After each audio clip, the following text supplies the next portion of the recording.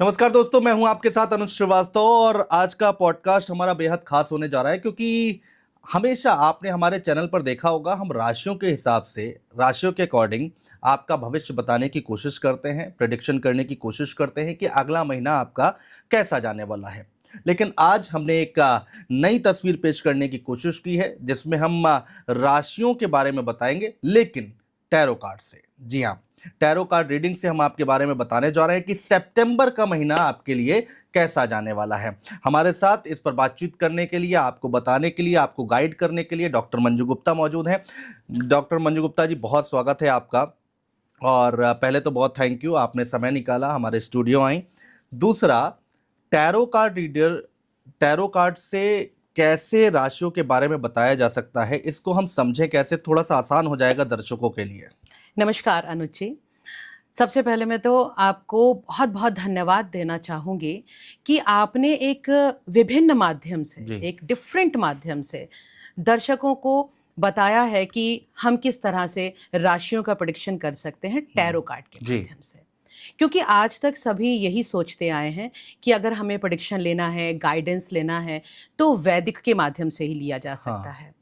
लेकिन जो tarot cards होते हैं, टैरो कार्ड्स और वैदिक एस्ट्रोलॉजी में अगर मैं बात करूं कि अंतर क्या है, तो कोई बहुत बड़ा अंतर नहीं है, क्योंकि जो आधारभूत सिद्धांत हैं वो सेम है। जी।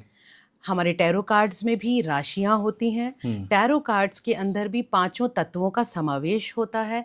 टैरो कार्ड्स में अंक विज्ञान का समावेश होता है। और टैरो कार्ड्स के माध्यम से हम विभिन्न राशि के लोगों की एनर्जीज के साथ कनेक्ट करते हैं। और उसके बाद जो टैरो कार्ड रीडर है उसकी इंट्यूशंस डिवाइन के साथ कनेक्ट होती हैं। और तब हम यहाँ बताते हैं कि किस तरह से किसी विशेष जातक के लिए आगे आने वाला समय कैसा है। तो ये जो राशियों के बारे में आप बताएंगी, दो तरह से लोग राशियां अपनी देखते हैं, लग्न से देखते हैं और शायद नाम से देखते हैं, तो ये किसके लिए होगा? ये बहुत सही प्रश्न है। क्योंकि अन्यथा लोगों के मन में ये एक भ्रम बना रहता कि ये जो मेष राशि है ये कौन से वाले जातकों के लिए है। तो यहाँ मैं क्लियर कर देती हूँ कि हम जिस भी राशि की बात करेंगे, चाहे वो सनशाइन से हो या वो आप मून साइन से ले रहे हो, दोनों ही स्थिति में वो आपके लिए वर्क करने वाला है। अच्छा। तो आप इस प्रेडिक्शन को बिल्कुल निसंकोच होकर अपने लिए चेक करेंगे, चाहे आप मून साइन को मानते हैं या आप सन साइन को मानते हैं। अच्छा, अब मेरा अगला सवाल ये है कि एक राशि, मान लीजिए किसी की मेष राशि है, तो उनके लिए कौन कौन से वो पॉइंट्स हैं जिनको आप कवर करने वाली हैं? देखिए, किसी भी व्यक्ति का जो जीवन है उसमें मुख्य रूप से 4 ही डायमेंशंस होते हैं जिसके लिए वो सोचता है। सबसे पहला जो मुख्य डायमेंशन है क्या है? व्यक्ति की हेल्थ, क्योंकि हेल्थ बहुत जरूरी है इंसान के लिए। उसके बाद पैसा, वेल्थ, धन। अब धन आएगा कैसे? करियर से, यानी चाहे वो नौकरी करता हो या वो बिजनेस करता हो, तो करियर की बात हम यहाँ करने वाले हैं। और फिर ये तीनों चीजें हो लेकिन रिश्तों में वो सौम्यता ना हो, वो प्रेम ना हो, तो फिर जिंदगी का कोई अर्थ ही नहीं रह जाता। बिल्कुल ठीक बात है। तो रिलेशनशिप्स के बारे में जानना तो बहुत जरूरी है। तो यहाँ पर हम इन चारों ही आयामों को एक साथ हम देखेंगे, पढ़ेंगे, इनकी रीडिंग करेंगे। तो हेल्थ, रिलेशनशिप, करियर और मनी, इन चारों ही चीजों के बारे में बात करें। तो अब बात कर लेते हैं कन्या राशि वालों के लिए सितंबर महीना कैसे जाने वाला है। क्या आपके फेवर में चीजें होने वाली है या फिर थोड़ी दिक्कतें आने वाली हैं, वो हम जानने की कोशिश करेंगे कि आखिर कन्या राशियों के वालों के लिए ये महीना यानी कि सितंबर महीना कैसा जाने वाला है।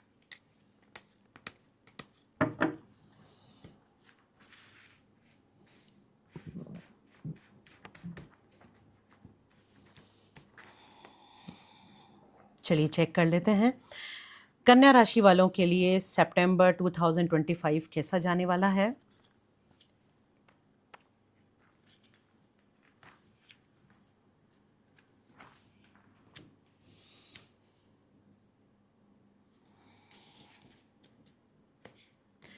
कन्या राशि वालों के लिए हेल्थ का कार्ड बहुत ही सुंदर है। यानी आपकी हेल्थ में एज सच कोई इशू नहीं है। आपकी हेल्थ बहुत अच्छे से रहेगी। कहीं ना कहीं बस एक भावनात्मक रूप से अकेलापन महसूस होगा। देखिए यहाँ पे मैं इमोशंस की बात क्यों कर रही हूँ, क्योंकि हमारी हेल्थ ना हमारे भावनाओं से जुड़ी हुई होती है। तो भावनात्मक रूप से एक अकेलापन महसूस होगा आपको। तो जब आप उस अकेलेपन में उदास हो जाओगे तो जी। डेफिनेटली बीमार फील करोगे। बिल्कुल। तो आपको यहाँ क्या करना है, यहाँ आपके लिए गाइडेंस है कि अकेले उदास नहीं बैठना है। हाई बीट म्यूजिक चलाइए, डांस कीजिए उसके ऊपर। हेल्थ में एज सच कोई इशू नहीं है, लेकिन अगर आपको कोई स्टोन्स की प्रॉब्लम रहती थी जी। तो हो सकता है सितंबर मंथ में वहाँ पे थोड़ी सी प्रॉब्लम आपको आने लगे, तो उसका इलाज करा लीजिएगा। ग्रीन वेजिटेबल्स जमकर खाइए, और हो सके ना तो लाल अंगूर इनको दान करना शुरू कर दीजिए, आपकी हेल्थ बिल्कुल ठीक बनी रहेगी। बहुत बढ़िया, तो ये अच्छा है। यहाँ पर इसके बाद आते हैं रिलेशनशिप्स। जी। देखो, मैं आपको हमेशा इसीलिए कनेक्ट करके बताती हूँ हाँ, कार्ड, हाँ। ताकि जो लोग सुन रहे हैं ना उन्हें भी समझ में आए। रिलेशनशिप में अकेलापन, हेल्थ में अकेलापन महसूस कर रहे हो, रिलेशनशिप में कार्ड्स बता रहे हैं एरोगेंस, गुस्सा, आर्ग्यूमेंट्स, तो ये हो सकते हैं कन्या राशि वालों के लिए। कन्या राशि वालों के लिए। तो कन्या राशि वालों से कहूंगी थोड़ा शांत रहिएगा और इम्पल्सिव होकर कोई डिसीजन नहीं लेना। ठीक है। और ये बात होती है, जब भी हम अकेलापन फील करते हैं तो हम अपने पार्टनर से बहस करते हैं। हाँ। लड़ाई झगड़ा, अकेलापन फील करते हैं तो ओवर थिंकिंग करते हैं, डेफिनेटली उल्टी सीधी बातें सोचते हैं। पॉजिटिव तो कोई सोचता ही नहीं है, सही बात है। तो नेगेटिव बातें सोचोगे तो झगड़ा करोगे। तो इसीलिए रिलेशनशिप्स में मुझे दिखाई दे रहा है कि सितंबर के मंथ में हो सकता है इम्पल्सिव होकर आप कोई गलत डिसीजन ले लें। तो अपने गुस्से पर काबू रखना है, आर्ग्यूमेंट्स नहीं करने हैं। कहा जाता है एक चुप 100 को हरावे। तो देखो इस समय ना शांति रखो, शांत रहने का टाइम कुछ भी हो रहा हो आपके रिलेशनशिप्स में, आपके पार्टनर समय नहीं दे रहे हैं, बिजी हैं, बाहर हैं, कोई इशू नहीं है, लेकिन आपने बहस नहीं करनी है, क्योंकि ये गुस्सा, ये लड़ाई ज़्यादा बड़ी हो जाएगी। तो सितंबर के माह में अपने क्रोध पर नियंत्रण रखें, तो रिश्ते में सभी कुछ ठीक रहेगा। अन्यथा आप इम्पल्सिव होकर जल्दबाजी में कोई ऐसा निर्णय ले लेंगे जो आपके रिश्ते के लिए गलत हो जाएगा। ठीक है। तो गाइडेंस है, मेरे हर कार्ड की रीडिंग के साथ एक गाइडेंस होती है। और मैं आपको यहाँ बताती हूँ कि टैरो की एक खूबी है, वो आपको गाइडेंस भी साथ में ही दे देता है। इस गाइडेंस को फॉलो करोगे तो ये सिचुएशन नहीं आएगी जी। तो बस इस गाइडेंस का ध्यान आपको रिश्ते में रखना बहुत जरूरी है। ठीक है।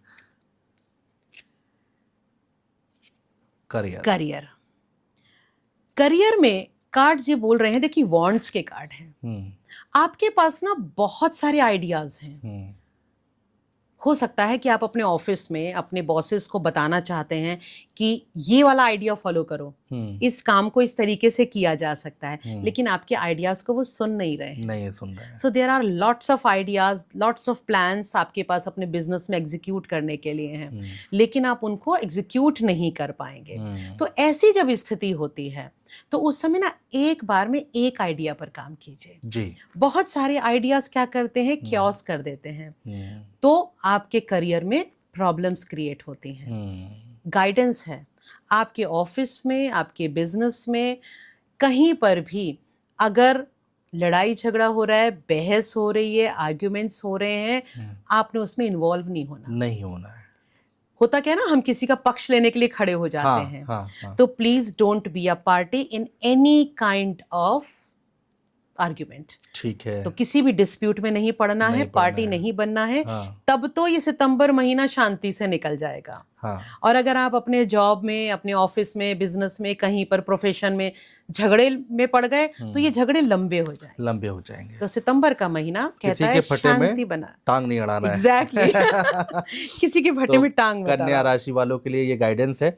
आखिरी कार्ड यानी कि मनी का। Money is very good. अच्छा। शुक्र का कार्ड है, वीनस का कार्ड है। तो देखो लाभ मिलेगा।